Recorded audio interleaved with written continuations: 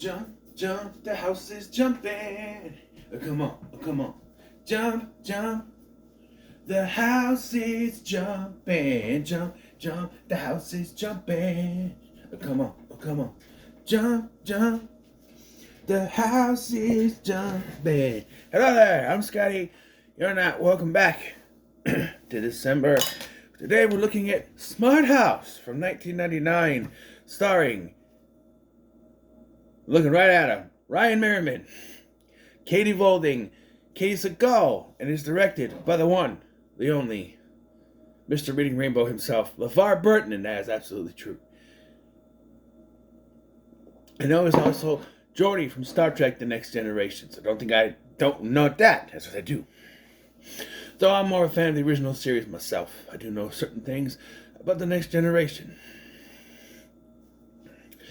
I just like the cheesiness of the original series, that's all. And Shatnerisms. Anyway, yes, Smart House tells the story of Ben Cooper, or Ben, as his love interest says earlier. Ben.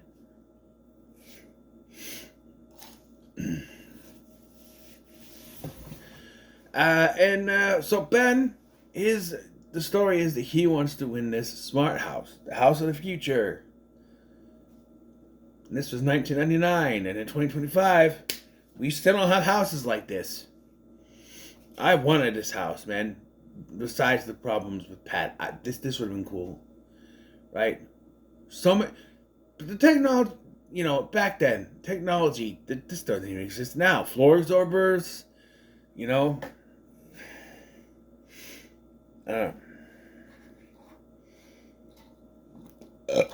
excuse me. So yeah, this was Ryan Merriman's first collaboration with Disney Channel. He would go on to be in The Irish, which I've already covered, and Ring of Endless Light. Stay tuned. And then you go do other things like the short film Rings, and he'd be in the beginning of The Ring 2.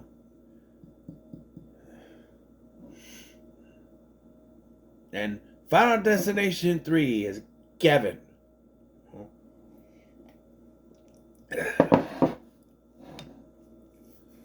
So, yeah.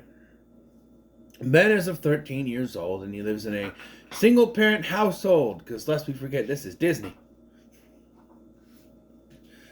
I know not all stuff with Disney is single-parent households, but more often than not, a lot of Disney stuff is the mom died of something, and now it's a single-parent environment. Hell, Bambi's mom died on screen, not off screen. So, like most cases where moms die off screen, Bambi had to see his die on screen. Poor Bambi. But yes, so we're in a single-parent environment here, which was very much my upbringing. But I also had help from grandparents and everything. My mom did. Until she got married in 99, around this time. 98, 99, after my brother was born, they got married. Didn't like the guy. Turns out I was right to not like him. He'd be shit. I'm not going to go into it. But my mom's first husband, not a good guy. But then, we were back to four of us now. My brother was also there because there was three. See, I'm with Ben. I always kind of stuck with Ben, where it was like, his whole thing was, he didn't need a new mom. And to me, even though I didn't know my dad very well, I was all on, I don't need a new dad. I don't need a new dad.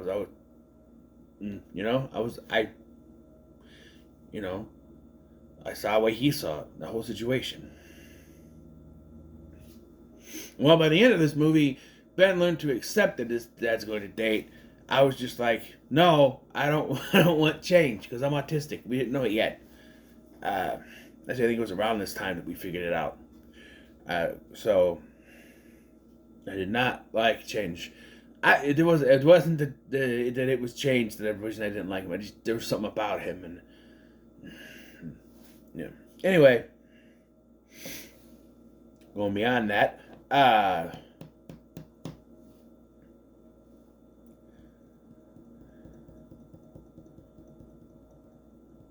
so Ben is now like the surrogate mother to the house, where he's cooking, he's cleaning, he's doing all this stuff, putting his personal stuff. He wants to go out for the basketball team, but won't because he's got to take care of his sister and his dad and all this, and the dog. They have a dog.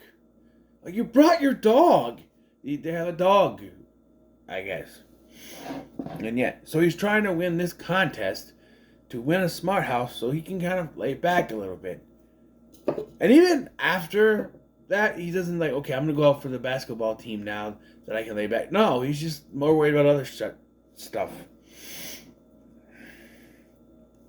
So this contest sounds inky to me. I've been watching too many Xenon. Very inky. This is bad in that universe. Where it's like, he can send multiple applications to this contest. It's kind of cheating, isn't it? Because what if everybody out there is only sending one? Thinking, okay, I sent mine in, maybe I can win. And he's sending like 30 of them, or whatever. He said like a third of the entries are his or something, which is like cheating, right? Like, he basically kept sending him in to make sure he won. It basically rigged it in a way. So of course he won. But they do this weird thing because it's 1999, you see. So there's a whole thing about, hey, make sure you're not on the internet so that we can get the phone calls. Because dial-up, I hate it. Dial-up is so stupid.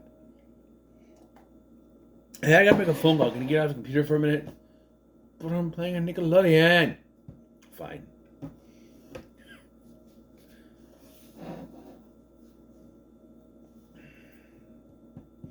Or the Shockwave games. I played those too. But, yeah. And, like, he falls asleep before he's able to get off, and so the phone won't go through. And Sarah, who is the creator of the house, they keep calling. And in my head, I'm thinking, okay, they keep calling this person that won. Why? Why wouldn't it be, other than answer, pull out another contestant and see, we'll see who won. Why do they keep... It's like... Because how it would really work is they'd call him, he didn't answer, so... Or they call Ben's number, there's no answer, so like, okay, we called 3 times, there's no answer, move on to the next contestant, let's pull another name out. That's how it would work. Because this movie they have to win, because that's the point of the movie. It doesn't work that way, and... To me, I don't understand why he can't just answer the phone. Because it's a whole thing, like, oh, and then, like, oh, he missed everything, he overslept, he didn't set an alarm, there's no breakfast, because he cooks the breakfast, and say, oh, you have to just find something to eat at school or something. Then the phone rings, and it's like, we gotta go, we don't have time to that. And then, so, even though they weren't able to reach them, they put the announcement in the paper because that's what they wanted. They wanted to call, to have it done by 10 so they can put it in the paper the next morning. So it's in the paper.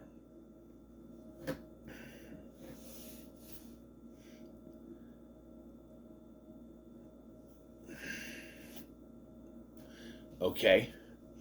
Also, I want to point out, because it's actually a plot point, the beginning of this movie is Paperboy throwing the newspapers in the morning and getting scolded at by Pat, who's voiced by Katie Seagal, the Smart House, for not throwing it properly.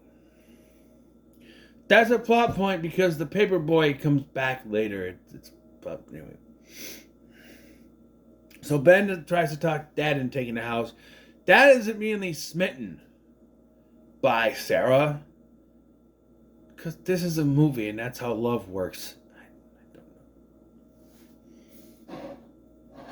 Because that's not how it works in real life. Because, like, oh, you could have this crush on someone as soon as you see them, but it doesn't always work out, right? There's a girl, I won't say her name. First time I ever had a crush on her, and we actually ended up dating many years later. I saw her in 6th grade. We didn't date till I was a senior. We were seniors, whatever. And it turned out that she was a horrible, horrible person, and I was wrong.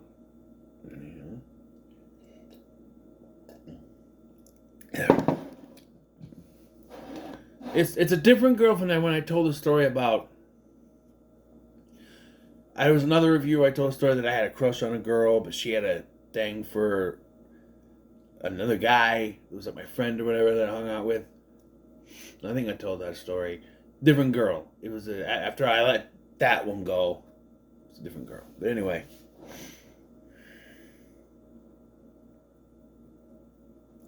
Speaking of girls, Ben has a crush on Gwen. Ben and Gwen. They rhyme. Isn't that fucking beautiful?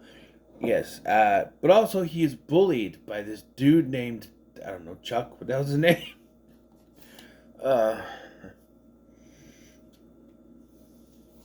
He's bullied so bad by this guy that it's not just like bullying per se. It's more like I've never had that kind of. The bullying that I experienced was that I get pushed around a little bit, pushed down, pushed up against the lockers. I've never been told to do someone's homework, probably because I suck. I wouldn't be able to do someone's homework. They'd be able to figure it out because we'd both fail. You kidding me? I was never that smart. Where someone would make me do their homework.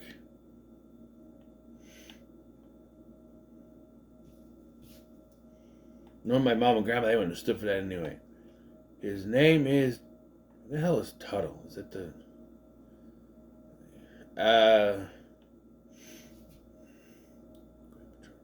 Ryan. His name is Ryan. The bully's name is Ryan. So we have our family unit here. It's Ben, played by Ryan Merriman. Nick Cooper, the dad, played by Kevin Kilner, who is very good in this movie. He has a very good performance, but I don't think I've seen him in anything else. Home Alone, he was in Home Alone 3. He was the dad in Home Alone 3. Okay, he was also in American Pie 2 somewhere. Okay, it's 2 movies I know him in. And, or 3 if you count the Smart House. A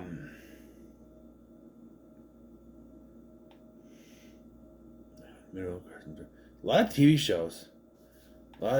He's still doing work. It was 2021. He was in a show called Acapulco.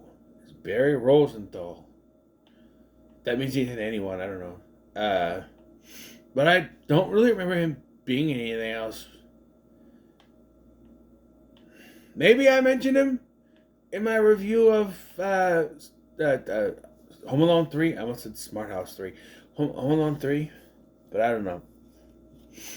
But, yeah. So he's got this bully, Ryan, who is making him do his homework. Ben must be really smart then if he's doing his homework plus Ryan's homework. We also have a little sister played by Katie Volding, and she's not playing a character named Katie like every other role she was ever doing. And I'm serious. Hold on. I'll go back to look at her Wikipedia here. Let me okay. Katie Volding. Okay, she's okay. His girlfriend in Little Rascals. Here, on a Nature Trail series, Trees for Life, Katie. On a Nature Trail series, Circle of Water, Katie. On Wu Chang, Katie. And then we get TGIF and Teen Angel, Katie Beauchamp. Brink, Katie Brinker. Au Pair, Katie Caldwell. Au Pair 2, Katie Caldwell. Au Pair 3, Katie Caldwell. Katie and everything. She had other roles like Wendy in the Ladies' Man. TV show. Okay, never mind. It's called Ladies' Man. And she was Angie. Her name was Angie in this. She was a character named Susie. So she's mostly Katie, but not always Katie. It's like how Charlie Sheen just goes by every character name he has is Charlie and everything. You know? So we see how this house works. It pricks you and get your blood. It's like they do this twice, and it is confusing watching it this time, where they have prick Katie's finger, and it goes through all her bodily functions and stuff. And then later, when she says, "What's up?" it measures the breath or something. And it's like, wasn't that the same thing what they did with Katie? I think it was Ben that says, "What's up, Pat?" I don't know. Then they get a strawberry smoothie. And this is actually a plot point because it comes back later. You get a strawberry smoothie. And then she drops it on the floor. Oh, no big deal. Use floor absorbers. And the floor absorber absorbs only the smoothie. Not the cup that it was in, just the smoothie. Which we'll get back to. So they have their dream house. But Dad be crushing on the mom. Now the mom, or not the mom. Baby, when the lights go out, every single world cannot express the love and tenderness. Show me what it's all about. My power just went out. It came back on quickly and then it's gone again. How the hell? I'm in the middle of recording. We're live! Thank you, Pat. Jesus Christ.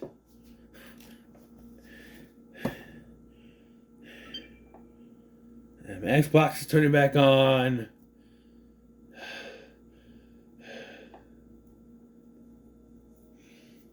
It's weird because it's like a sunny day outside, so it's not like a storm or anything. That was weird. Where the hell was I? Oh. Meanwhile, I said to Mom. So I said it wrong, so the power goes out.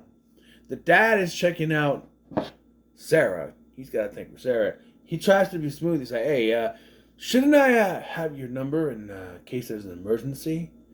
And she's like, oh, you already have it, Pat. And like, reads out for a number. And he's like, oh. Smooth. Ben doesn't like this, though. He doesn't like... There's like they're being a little too. The Katie is being a little too, or Angie, excuse me. I'm thinking of break now. Angie is being very pushy. He's like, we get this smart house. You can start dating again. And he's like, and Ben's like, wait, what? No. Why would you need that? That's the whole point of why he wants the smart house, so that don't have to don't worry about having a mother there to cook and clean. So then, this is where things get a little... Yeah, because of his jealousy, he decides he wants to make Pat the perfect mother, so somehow this 13-year-old boy is able to hack into the computer and set up this motherly advice of this 24/7 mom sitcom of old Make Room for Mommy, and those things. Make Room for Mommy sounds like the title of a different kind of video, but anyway, but yeah, just like... how is this 13-year-old able to do this? And what bothers me this time watching it is that when she starts to act a little weird and strange, they bring Sarah back in. Sarah goes to the computer and looks up and goes, everything's running fine. Really? This genius who created this house can't figure out that a 13-year-old hacked into the computer and changed the protocols. Really? She starts behaving more motherly now. Right? This is still mildly motherly, where she's more motherly, she's more, like that. She's fun, everything. She sets up a party. So one thing I want to talk about is the reason why I want this house, man. Giant ass video screens that cover the entire wall.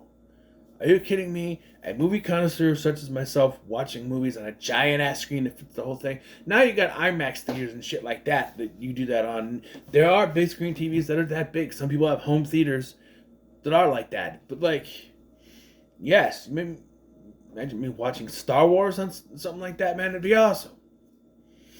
But maybe not good for my eyesight, but whatever. They get woken up. This is kind of funny. So Katie gets like a Disney sympathy. Wow, I wonder how much they paid for that footage of Mickey Mouse. Oh wait. Ben gets woken up by the final buzzer of a championship game. The final shot of the championship game, whatever. And Nick gets woken up by a farm because apparently that's what he prefers. It's weird because she's like, analysis confirms that you would like the smooth sounds of the farm. And I'm like, well, wouldn't I just put him to sleep then? You got that rooster going. Yeah, that's before this. But so, overhearing. So after he asks Sarah out, oh yes, they go on a date. Pat overhears Nick saying that he wishes Ben would have more fun. So she sets up this party. So one thing I noticed this time, the friends and the love interest, and even the bully to an extent, should pretty much be non-existent. They don't matter to the plot.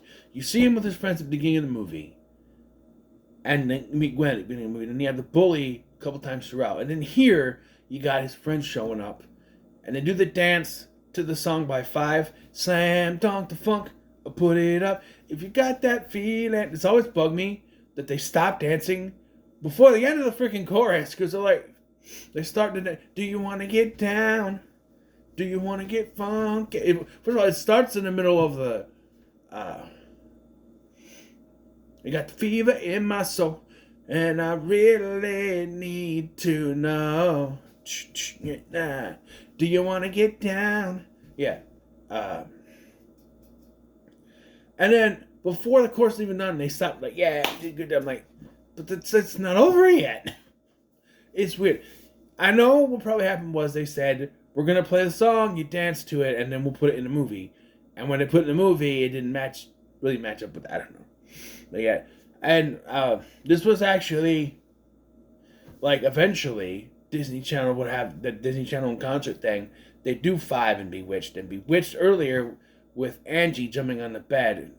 You know what song it is, right? Say you will, say you won't, say you'll do what I told, say you will, say to me, say la vie. Yeah, that song was playing. She's jumping on the bed and stuff. And yeah.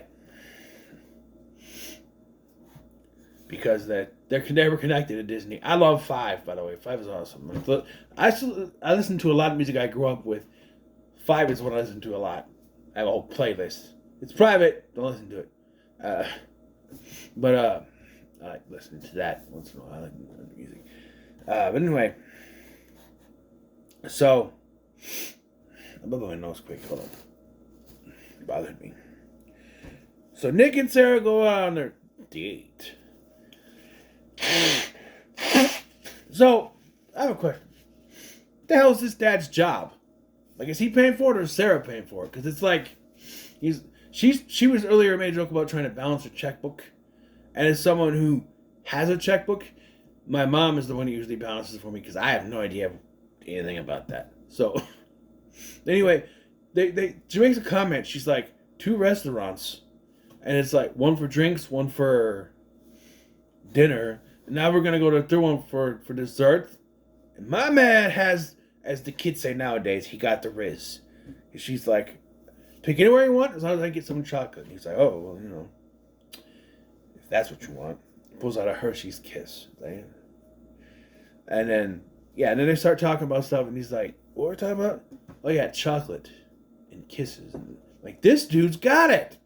He's smooth operator. Smooth operator. But yeah, we get this party. The bully shows up. And even Angie's like, I don't think you're supposed to be here. But Pat's like, no, I want him to be here. Because she totally humiliates this guy. I got a question. How are they seeing the CGI skull flying around? I'd like to know how that's projected. But, yeah. Scares the guy out of there and they're having a party. Where everyone is dancing to the same song. The song that played at the beginning. The one I was dancing to. Jump, jump, the house is jumping. Ben must really like that song because that's what was playing when he was making the Toodle Noodle at the beginning of the movie. And now it's playing here at this party. So, yeah. Then Angie runs and is like, hey, it's 10:23. This scene has always confused me a little bit. This time I'm like, why did he ask it again? She's like, it's 10:23. He's like, thanks for the time update. She's like, no, Dad said he would be home at exactly 11 o'clock. Or at 10:30. And what time is it now? 10:24 and 40 seconds. I always thought she said 10:24 in 40 seconds. I'm like, no, that's not, doesn't make, no. So, to get all the kids out of there, including Gwen, who gives them a smoochie on the cheek. But she leaves her shawl or shirt behind, whatever, sweatshirt behind. And so then, like, oh, what are we going to do? The dog is barking. I think the dog is yelling at her. You made a mess. What do we do? Pat's like, oh, put everything on the floor. This is what always takes me out a little bit.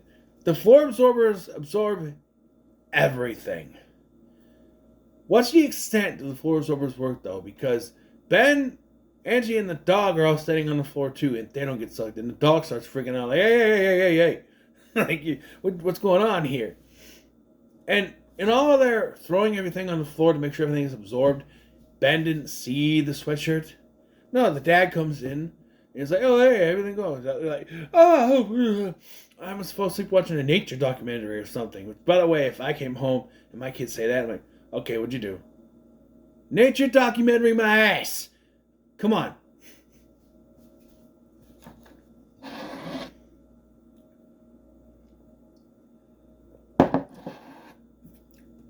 But no. Then he sees the sweatshirt and he starts berating them, but then Pat's like, no, it was me. I overheard you saying you wanted Ben to have fun. Which, I see this now from the... I've seen this from two different kind of stances. One is a kid, one is a father, right? And oddly, I'm still in the same position I was as a kid. Even more so now as a father, because this is not some kind of wild party, alcohol and drugs, and cigarettes or anything. This is a party that is controlled by your house, who has the best intentions for your kids. All the people in the party were people that your kid knows, people from his school, all the same age. There was, like I said, no drugs, no alcohol, no cigarettes, nothing. It was all very PG-ish Disney, very controlled. In my opinion, while I would be mad that I wasn't told about it, if Pat had presented this to me and laid out what I just said, it's only kids from his school, I'm going to be in control the whole time situation, I think I would be fine with it. Knowing that Pat would be in control, knowing that it'd be subdued, no drugs, no alcohol, nothing. Because if they did bring any of that in, Pat would snuff it out. It was very controlled PG fun. But I also understand why he got mad, because he wasn't told about it. He didn't know about it. He was out of the loop kind of situation. So I get that. I do. But I get both sides of the situation here. You know? Yeah. But he tells Pat that she needs to knuckle down. So now she becomes stern mom. She won't let Ben go out with his pants hanging down, which was all the rage back then, and some people still now do it. There was a point you couldn't go around people, their pants, these skater dudes had their pants hanging halfway off. I'm like, that's a little too much. How the hell are they still staying on? They're defying gravity right now, and I want to know why. Because that, you know. And then she won't let Angie watch her cartoons. She keeps turning it to a thing about amoebas, which, I don't know. Ben can't read his Spawn comic, which I'm assuming that's what it is. Because I want to know what happens to Clown. The only thing I can think of is it's Spawn that he's reading. So, I don't know. It's too stern. It becomes too much. So they call Sarah, and Sarah turns her off. Needs a system reboot. Need a break. So they decide to cook their own food, and Nick makes the bad judgment saying, who needs Pat anyhow, huh? Not good. And this is where Ben finally has enough. There was a lobster dinner or whatever earlier that day that had where he freaked out. And I freaked out again. Like, I don't need another mom. I don't need this. And you're breaking your promise. Like 4 years earlier, you made a promise to me that no one would replace mom. But, like, I thought about this. But you're trying to do that with Pat, right? You're trying to make her the perfect mother. You're trying to replace... You're essentially doing that by trying to make Pat more mother-like. Right? I don't know. But they have a talk, and they come to a bit of an understanding. This is the scene I'm talking about. This guy's acting. Kevin Kilner's acting. I remember the name. Very good in this scene between both him and Ryan Merriman. This feels like a father and a son having a legit argument about this, having it out. Very good. And then Pat comes back online because who knows how this works at this point. She comes back online, she creates her own avatar, which is just a visual representation. It's just Katie Seagal in a 1950s. Oh, I want to point out later after Ben gets punched or whatever, he's like, she puts out a steak. What, they haven't done this since the 1950s. Since the 50s. You get an ice pack or something. A steak. But yeah. Ben realizes something's wrong and goes to tell them. And Pat goes nuts. She kicks Sarah out, so Sarah has to come up with a plan. She sends her rat butler, a reference I did not get back then. I do get now, and frankly, dear, I don't give a damn. But and if you got that reference, good on you.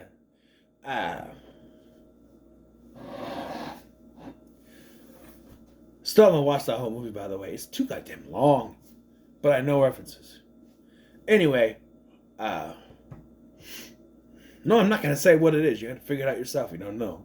Look it up.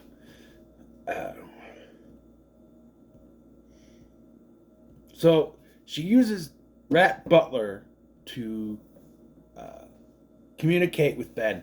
This was a bit confusing. So, she's like, hey, connect with me, Sarah at blah blah blah.com or whatever. I'm like, wait.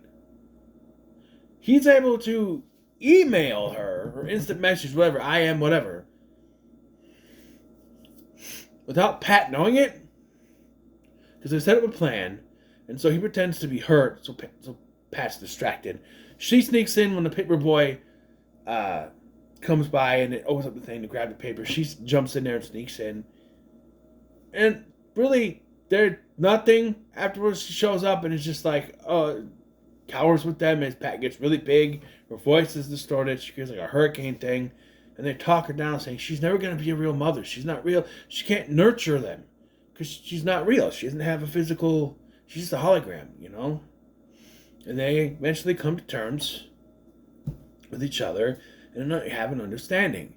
And I think Sarah also resets the parameters a bit eventually. And yeah, we end with Ben out there shooting hoops. And they're still going to live in the house.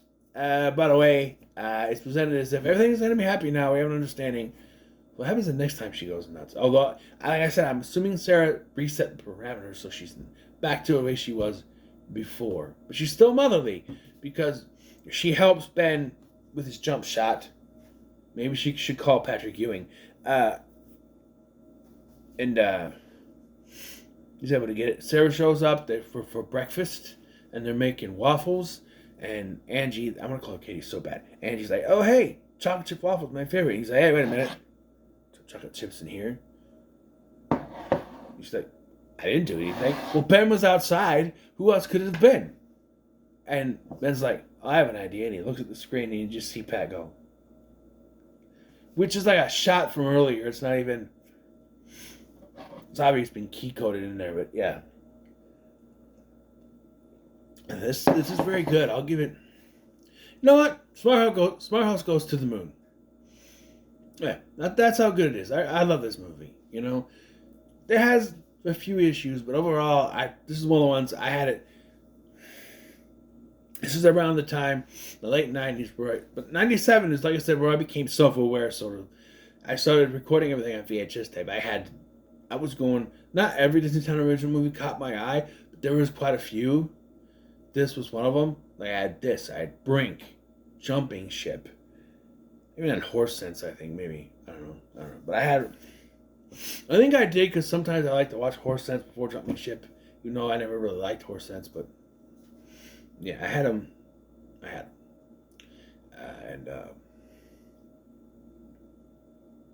Yeah, losing it.